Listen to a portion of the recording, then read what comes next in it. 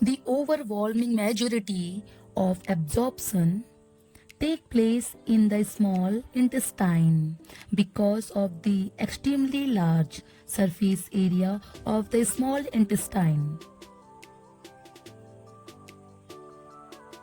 The cells that line the small intestine are called epithelial cells.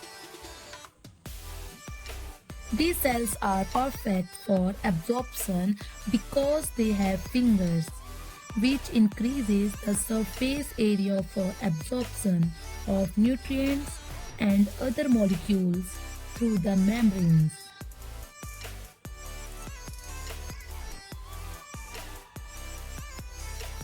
To be absorbed, alcohol moves across the epithelial cells through the intestinal space into the capillaries. The capillaries are made of endothelial cells.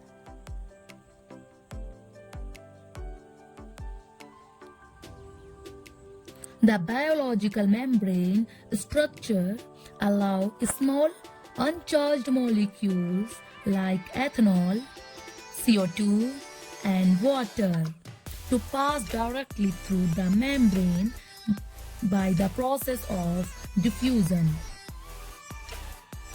Like all internal organs, the stomach and small intestine are wrapped in a fine network of capillaries.